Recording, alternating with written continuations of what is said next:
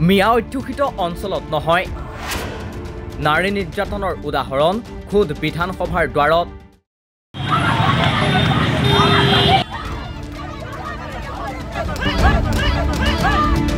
বিধানসভাৰ ভিতৰত চলি আছে অধিৱেশন তৰ্কযুদ্ধত লিপ্ত শাসক বিৰোধী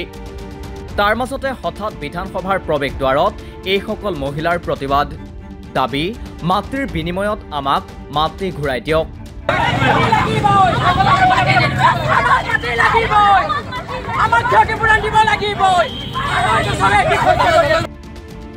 লগে লগে প্ৰতিবাদকাৰীক টনা আজোৰা বিধানসভাৰ কাষত হস্তম হৈ থকা আৰক্ষীৰ প্ৰতিবাদকাৰীৰ পৰা বেনাৰ পোষ্টাৰ টানি নিয়াৰ পৰা আৰম্ভ কৰি প্ৰতিবাদকাৰীক টনা আজোৰা কৰি আটক কৰিবলৈ তৎপৰ অসম আৰক্ষী আৰু তাৰ মাজতে এই দৃশ্য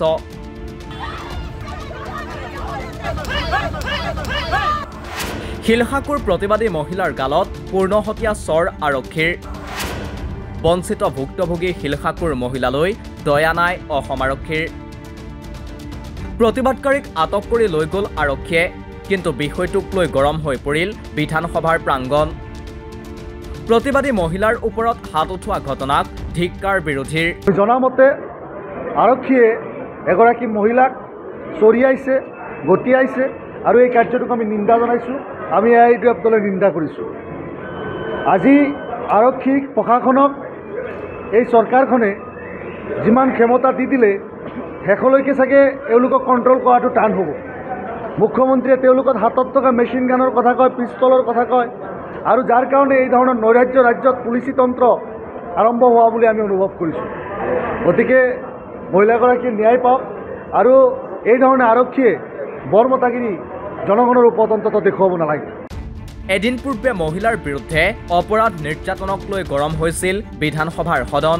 কিন্তু এদিন পাছতেই প্ৰতিবাদকাৰী মহিলাৰ গালত পূৰ্ণহতীয়া চৰ পৰিল আৰক্ষীৰ বিষয় সন্দৰ্ভত শাসকীয় পক্ষৰ মন্তব্য বিচৰা হৈছিল কিন্তু অধিৱেশন শেষ কৰি বাহিৰলৈ ওলাই অহা মন্ত্ৰী পীযুষ হাজৰিকাৰ সাংবাদিকৰ প্ৰশ্নত উত্তৰ বিষয় সন্দৰ্ভত এতিয়ালৈ মই একোৱেই নাজানো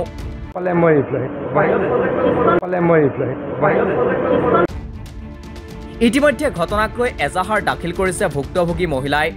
ইতিমধ্যে ঘোষণা কৰা হৈছে তদন্তও কিন্তু প্ৰতিবাদী মহিলাৰ গালত চৰ দিয়া আৰক্ষীৰ বিৰুদ্ধে কি ব্যৱস্থা লোৱা হয় সেয়া হ'ব লক্ষণীয় তাৰ মাজতে উত্থাপন হৈছে প্ৰশ্ন প্ৰাপ্য বিচাৰি প্ৰতিবাদ কৰিবলৈ যোৱা বঞ্চিত ভুক্তভোগী থলগিৰিৰ ওপৰত অসম আৰক্ষীৰ এনে আচৰণ নিন্দনীয় নহয়নে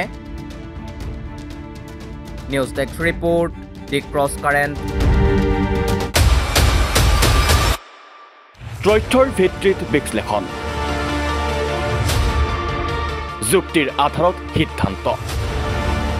দি ৱাইৰৰ national affairs editor Sangeeta Barua পিছৰতিৰ বিশেষ অনুষ্ঠান নিৰ্ণয় প্ৰতি সোমবাৰৰ পৰা বৃহস্পতিবাৰলৈ নিশা 9 বজাত কেৱল দি ক্ৰছ কাৰেণ্টত